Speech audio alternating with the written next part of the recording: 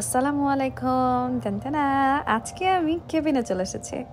Cabin জিনিসটা আমি আমেরিকাতে আসার আগের থেকেই এটাতে থাকার আমার ভীষণ ইচ্ছে ছিল, কারণ আমি অনেক ইনস্টাগ্রাম, ফেসবুক, রিলস এগুলোর মধ্যে আমি না অনেক সুন্দর সুন্দর কেবিন দেখেছি। তাই দেখে দেখে ফাইনালি আমরা একটা সিলেক্ট করে ফেললাম। দেখেন কেবিনের রুমগুলো কি সুন্দর ডেকোরেটিভ আইডিয়াতে তারা করেছে। যদিও আমার কাছে থাকার সময় একটু মনে হচ্ছিল যে এরকম মাথার কাছে কেন করানোর হবে, একটু স্পেস না থাকলে কি ভালো লাগে, ব্রিথ করা যায়। বাট দেখেন তারপরও কেবিনটা কিন্তু অল ওভার ভীষণ সুন্দর। আমি তো প্রথমে ঢুকেই একদম পুরো পাগল হয়ে গেছে যে ও মাই গশ, আমি কেন এখানে থাকি না, I want to stay here. But তারপরও বলে বলে তারপর একটু গেলাম যে না বাইরে দেখে আসি, ভিতরে দেখে আসি, দেখতে কেমন লাগছে।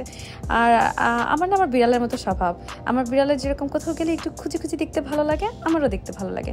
আসার সাথে সাথেই দৌড় মেরে আমি আমার রুমগুলো দেখা শুরু করে দিলাম যে দেখতে কেমন। দেখেন এই দুইটা বেডরুম কিন্তু আসলে নিচের তলায়, আর ভালোই স্পেস আছে তাই না বলেন। এখানে নিচে দুইজন, উপর একজন, তিনজন করে দুই রুমে 6 জন অনায়াসেই থাকা যায়। যদিও আমরা এত মানুষ একসাথে আসিনি, কারণ ফার্স্ট টাইমের মতো আমরা এটাকে এক্সপিরিয়েন্স করতেছি। সো ট্রাই করেছি যে না আগে নিজেরা গিয়ে দেখি জায়গাটা কেমন।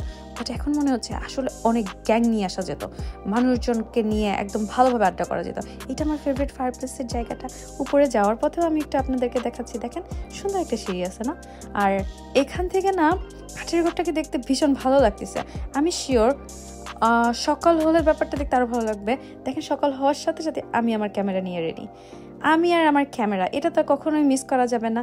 সাথে সাথে সকাল হওয়ার সাথে সাথে আমি সুন্দর করে ভিডিও করা শুরু করে দিছি যে পাহাড় দেখতে রাতের বেলা দেখতে পারিনি, দেখি দিনের বেলা কেমন। দেখেন দিনের বেলা কি সুন্দর লাগতেছে। I can't wait to go outside. এক্ষুনি যাব আমি, গিয়ে দেখবো সকালবেলার ওয়েদারটা কেমন। যদিও কিন্তু ভীষণ ঠান্ডা, একদমই দেখে ভাববেন না এত সুন্দর সানি ডে দেখে যে না হয়তো বা তেমন একটা ঠান্ডা নেই। ভালো ঠান্ডা, মানে আমি বাসার মধ্যে তো ফিল করা যায় না।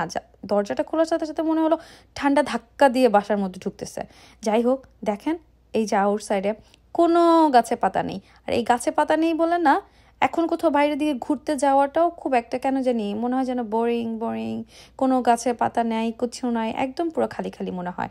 বাট এই কেবিনটা আমি শিওর কেউ যদি এরকম জায়গাগুলোতে আসে না উইন্টারটাতে একটুও বোর হবে না। দেখেন কি সুন্দর আউটসাইডের ভিউটা, তাই না বলেন। এরকম একটা বাসায় থাকতে পারলে কিন্তু ভালোই হতো তাই না। আর পাহাড়ের স্নিগ্ধ জিনিসটা না আমাকে সবসময় টানে। মনে হয় যেন এখানে যদি আমি সবসময় থাকি আমি একটুও বোর হব না। পাহাড়ের নীরবতা আমার সবসময় ভীষণ ভালো লাগে। আর দেখেন এখানে না একটা জাকুজিও আছে। জাকুজিতে শুয়ে শুয়ে না আপনি এই হাত টাবে শুয়ে আপনি সুন্দরভাবে এক্সপিরিয়েন্স করতে পারবেন, পাহাড় দেখতে পারবেন। যাওয়ার আগে